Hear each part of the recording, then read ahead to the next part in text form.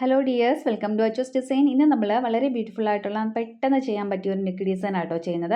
അപ്പോൾ അതേ ഈ ഒരു പിക്കിൽ കാണുന്ന പോലുള്ള നെക്ക് ഡിസൈൻ നമ്മൾ ചെയ്ത് കൊടുക്കാൻ പോകുന്നത്. നോക്കുക, നമ്മൾ ബേസിക് ഹാൻഡ് എംബ്രോയ്ഡറിയിൽ കഴിഞ്ഞ ദിവസം നമ്മളൊരു സ്റ്റിച്ച് പഠിച്ചിട്ടുണ്ടായിരുന്നു, ലേസി ഡേസി സ്റ്റിച്ച്. ആ ലേസി ഡേസി സ്റ്റിച്ച് വെച്ചിട്ടുള്ള പെട്ടെന്ന് നമുക്ക് ബിഗിനേഴ്സിന് ചെയ്യാൻ പറ്റിയ ഒരു ഈസി ഡിസൈനാണ് നമ്മളിന്ന് ചെയ്ത് കാണിക്കുന്നത് കേട്ടോ. അപ്പോൾ ആ ഫ്ലവർ ചെയ്യാൻ അറിയാൻ വയ്യാത്തവർ ആ ക്ലാസ് നോക്കിയിട്ട് ചെയ്ത് പഠിച്ചു കഴിഞ്ഞാൽ നിങ്ങൾക്ക് ഈ ഒരു ഡിസൈൻ ഈസി ആയിട്ട് നിങ്ങൾക്ക് ചെയ്യാൻ പറ്റും. അപ്പോൾ ഇതിൻ്റെ നെക്ക് പിന്നെ റൗണ്ട് നെക്ക് വൈഡ് നെക്കാണ് ചെയ്തിരിക്കുന്നത്. പിന്നെ അതിന് ശേഷം കുറച്ച് ഫ്ലവേഴ്സൊക്കെ വന്നിട്ടുണ്ട്. പിന്നെ താഴേക്ക് കുറച്ച് ബീഡ്സൊക്കെ വന്നിട്ടുണ്ടല്ലേ. അപ്പോൾ ഞാനിവിടെ നെക്ക് മാർക്ക് ചെയ്ത് കൊടുത്തിട്ടുണ്ട് കണ്ടോ. നെക്ക് മാർക്ക് ചെയ്ത് കൊടുത്തതിന് ശേഷം നമ്മൾ എന്തോ ചെയ്യേണ്ടതെന്ന് അറിയാമോ? ഇനി തരുന്ന മെഷർമെൻറ്റ് നിങ്ങൾ കറക്റ്റായിട്ട് ഫോളോ ചെയ്യുക എന്നുള്ളതാണ്. അപ്പോൾ ഇതിപ്പോൾ ഞാൻ റഫായിട്ടാണ് വരച്ചിരിക്കുന്നത് നെക്കൊക്കെ. അപ്പോൾ ഇനി ഞാൻ വരയ്ക്കുന്നത് കറക്റ്റ് മെഷർമെൻറ്റിൽ നിങ്ങൾ മാർക്ക് ചെയ്ത് കൊടുക്കുക. അപ്പോൾ ഇതാണ് നമ്മുടെ ബോർഡർ ലൈൻ. ആ ബോർഡർ ലൈൻ്റെ അവിടെ നിന്ന് നമ്മളിത് ഈ ഒരു ഷേപ്പിൽ, അപ്പോൾ ആ റൗണ്ട് നെക്കാണെങ്കിൽ റൗണ്ട് നെക്കിൻ്റെ ഷേപ്പിൽ നമ്മൾ ഒരു ബോർഡർ ലൈനും കൂടെ വരച്ചിട്ട് അതിനെ ഒരു ബോക്സ് ആക്കി എടുക്കുകയാണ് ചെയ്യുന്നത്. അപ്പോൾ ഒരു 1.5 ഇഞ്ച് ആ ബോർഡർ ലൈനിൽ ടച്ച് ചെയ്തുകൊണ്ട് ഒരു 1.5 ഇഞ്ച് നമ്മൾ ഇതേപോലെ വീണ്ടും ഒരു നെക്ക് വരച്ച് കൊടുക്കുവാണേ. അപ്പോൾ കറക്റ്റായിട്ട് 1.5 തന്നെ ചെയ്തെടുക്കുക. കാരണം നമുക്ക് 3 ലെയറായിട്ടാണ് ആ ഒരു ഫ്ലവർ വന്നിരിക്കുന്നത്.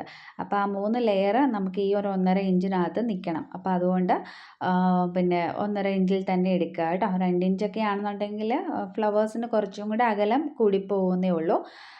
എന്നാലും കുഴപ്പമില്ല, നിങ്ങൾക്ക് സ്യൂട്ടബിളായിട്ട് എങ്ങനെ തോന്നുന്നു അങ്ങനെ ചെയ്ത് കൊടുക്കാം.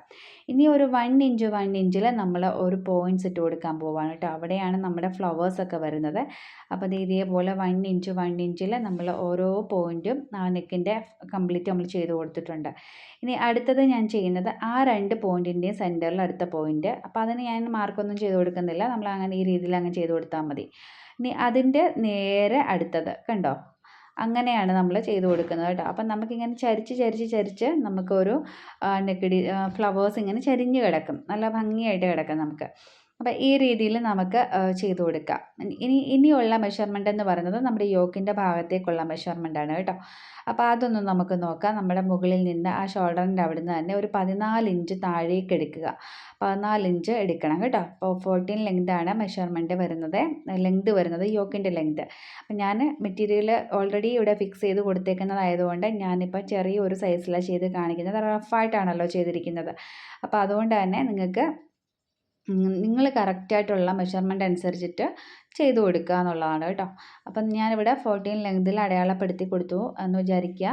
അപ്പോൾ അതിനെ ഞാൻ ഇതേപോലെ ഒരു ജസ്റ്റ് ബോക്സ് ആക്കി എടുത്തിട്ടുണ്ട്. പിന്നെ ഇതേപോലെ കുറച്ച് പോയിൻറ്റ്സ് അടുപ്പിച്ച് ഒരു അര ഇഞ്ച് ഗ്യാപ്പിൽ നമ്മൾ ചെയ്ത് കൊടുക്കുന്നുണ്ട് കേട്ടോ. അപ്പോൾ അവിടെയൊക്കെ നമുക്ക് നിറയെ ബീഡ്സാണ് വരുന്നത്. നമ്മുടെ പിക്ചറിനകത്ത് കണ്ട പോലെ മുകളിൽ നമുക്ക് നമ്മുടെ ഫ്ലവേഴ്സും, അതേപോലെ താഴേക്ക് നമുക്ക് നമ്മുടെ ബോർഡർ ഭാഗമാണ്, ബോർഡറല്ല നമ്മുടെ ബീഡ്സ് വർക്കാണ് കേട്ടോ വരുന്നത്.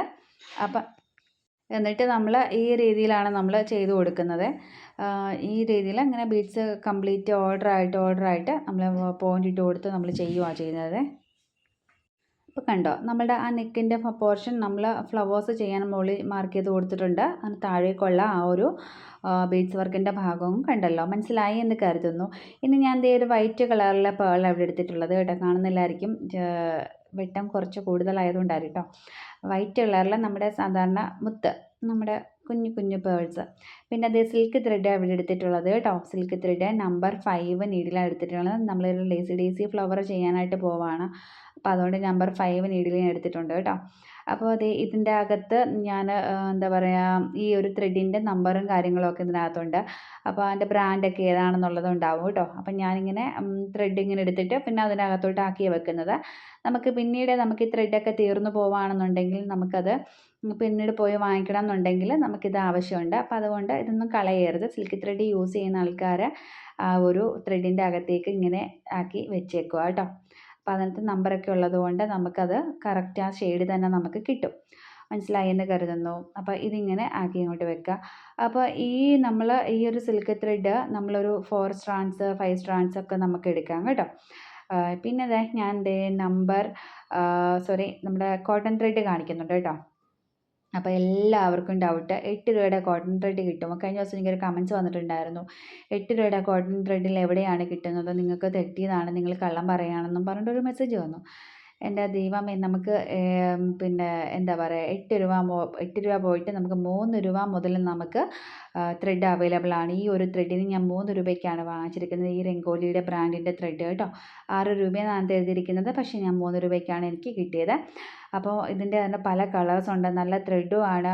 നമുക്ക് ഒരുപാട് കളക്ഷൻസ് ഇതേപോലെ വേറെ വേറെ ബ്രാൻഡുകളുടെ ഉണ്ടാവും. നമുക്കൊന്ന് അന്വേഷിച്ചാൽ അറിയാം. ഇതിനെക്കുറിച്ചൊന്നും അറിയാൻ വയ്യാത്ത ആൾക്കാരാണ് ഈ വന്ന് കമൻസ് ഇടുന്നതെന്ന് എനിക്ക് മനസ്സിലായി കേട്ടോ. അപ്പോൾ നിങ്ങൾ തെറ്റിദ്ധരിക്കേണ്ട.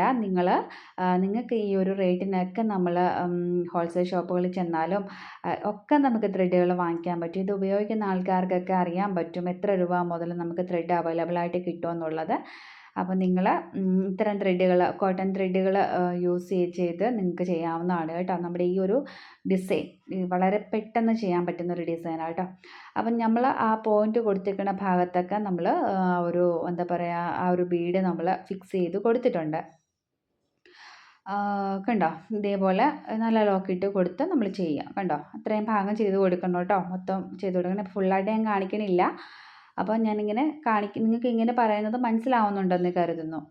ഇനി നമ്മൾ ലേസി ഡേസി സ്റ്റിച്ച് ചെയ്ത് കൊടുക്കാൻ പോവാണ്. നമ്മൾ കഴിഞ്ഞ ക്ലാസ്സിൽ നമ്മൾ പഠിച്ചിട്ടുണ്ടായിരുന്നു, ബിഗിനേഴ്സിൻ്റെ ക്ലാസ്സിൽ ലേസി ഡേസി ചെയ്യുന്നത് എങ്ങനെയാണെന്നുള്ളത്.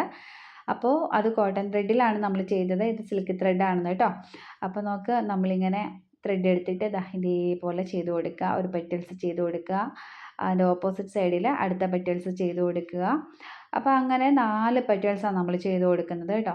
അപ്പോൾ വേണമെന്നുണ്ടെങ്കിൽ ഓപ്പോസിറ്റ് അല്ലാണ്ട് 2 സൈഡിലേക്കും ചരിച്ചിട്ട് വേണമെങ്കിലും ചെയ്ത് കൊടുക്കാം. അപ്പോൾ അടുത്ത ഫ്ലവർ ഞാൻ അങ്ങനെയാണ് കേട്ടോ ചെയ്ത് കൊടുത്തിരിക്കുന്നത്. നിങ്ങൾക്ക് അതിൻ്റെ ഡിഫറൻസ് കാണുമ്പോൾ മനസ്സിലാവും. അപ്പോൾ ഇതിൻ്റെ ഓപ്പോസിറ്റ് സൈഡിലേക്ക് ഞാൻ അടുത്ത പെറ്റൽ ചെയ്ത് കൊടുക്കുക കേട്ടോ.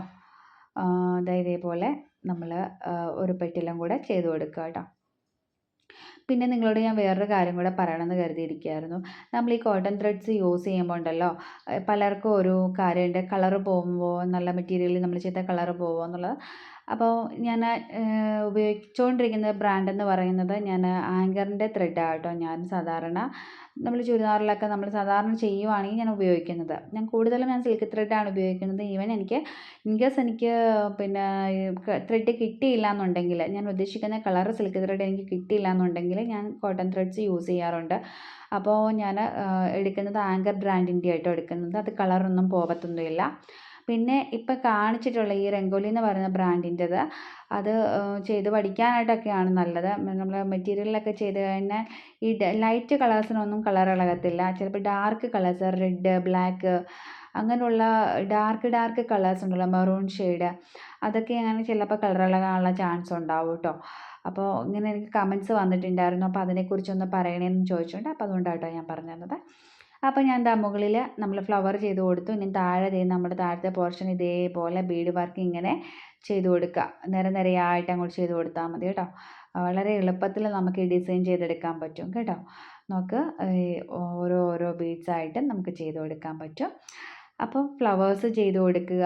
താഴോട്ട് നമ്മൾ ഈ ഒരു ബീഡും ചെയ്ത് കൊടുത്തു കഴിഞ്ഞാൽ നമുക്ക് ആ ഒരു പിക്കിൽ കണ്ട പോലത്തെ ഡിസൈൻ നമുക്ക് ഈസി ആയിട്ട് നമുക്ക് ചെയ്തെടുക്കാനായിട്ട് പറ്റും. ഇനിയിപ്പോൾ ഈ ഫ്ലവർ നിങ്ങൾക്ക് ചെയ്യാൻ പറ്റുന്നില്ല എന്നുണ്ടെങ്കിൽ നിങ്ങൾ ആ ബിഗിനേഴ്സിൻ്റെ ക്ലാസ് നോക്കുക. പ്ലേലിസ്റ്റിൽ 1 by 1 ആയിട്ട് നമ്മളെല്ലാം ക്രിയേറ്റ് ചെയ്ത് വെച്ചിട്ടുണ്ട്. അപ്പോൾ അത് കണ്ട് പഠിക്കുക. ഓരോ ക്ലാസ് ആയിട്ടും പഠിക്കുക കേട്ടോ. അപ്പോൾ ഇന്നത്തെ വീഡിയോ നിങ്ങൾക്ക് എല്ലാവർക്കും ഇഷ്ടപ്പെട്ടെന്നും യൂസ്ഫുൾ ആയെന്നും ഞാൻ കരുതുന്നുണ്ട്. അപ്പോൾ ഇതേപോലുള്ള വീഡിയോസൊക്കെ ഇഷ്ടമുള്ളവർ നമ്മുടെ ചാനൽ സപ്പോർട്ട് ചെയ്തേക്കണേ. അപ്പോൾ നമുക്ക് വീണ്ടും നല്ല അടിപൊളി വീഡിയോസും ക്ലാസ്സും ഒക്കെ ആയിട്ട് വീണ്ടും കാണാം. താങ്ക്